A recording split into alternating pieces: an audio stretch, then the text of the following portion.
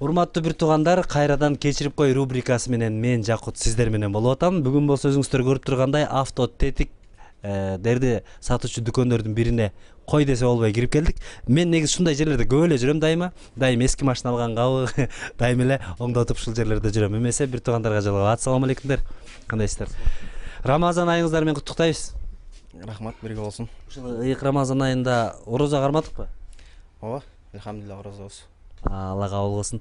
Рамазан айында ушул бир туугандарга кыргыз элине болгон каалоо тилектер болсо айтып койсок сонун болот эле. Не дейбиз? Алла Таала ушул бардык жалпы мусулмандардын кармаган орозолорун Алла өзү кабыл кылсын. Көп соопторду берсин, адамдардын ушул эмне тилеген тилектери болсо Алла баарын кабыл кылсын. Амин кабыл кылсын. Бияк дүкөндүн ээси го дейм, Ассаламу алейкум. Рамазанга каалоо тилек угуп койсок жакшы болот эле. Элге. Рамазанда эмне дейбиз? Элдердин ушу кармаган орозосу кабыл болсун. Жеңил кармазан ысыктын күнүндө аябай ысык болуп атат. Ушу кармаган орозосу кабыл болуп, соогу көп болуп, жакшылыктар боло берсин. Ошо силердин кечирип кой рубрикаңар дагы абдан жакшы экен.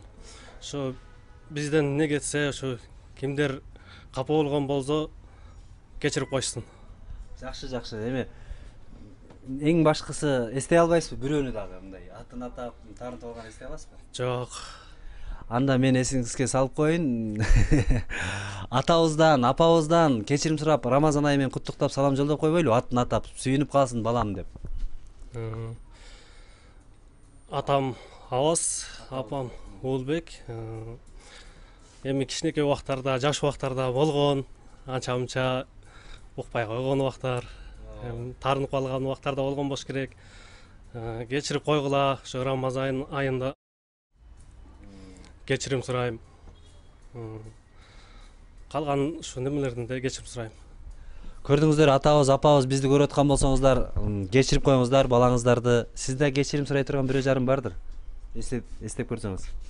Мен деле толук эстей албай турам, эми мен деле ушул ата-энемден биринчи ата-эне ыраазы болсун дейт, ата-энеден кечирим сурап коеюн. Эми баары бир кичине кезде турам эмес иштерди кылып коюп кетирген ката кемчиликтерибизден кечирим сурайм. Атамдын аты Темирбек, апам Айсада.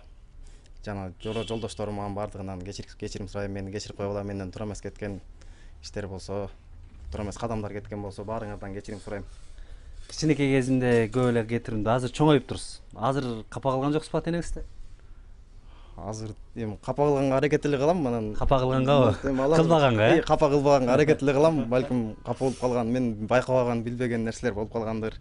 Кечирим сурайм. Бир сүннөттү тирилтпей калыптырсыз, кечиресиздер. Таанышып койсок болмок. Ассаламу алейкум деп эле туруп калдым. Атыңыз ким эле? Атым Мелис. Сиздики ким эле? Саматбек. Мелисти бир туугандарыбызды көрдүңүздөр. Анан Жакут турат, үчөөбүз турабыз. Анан Алла Таалам турат. Ал ар дайым көрүп туручу, билип туручу, угуп туручу зат.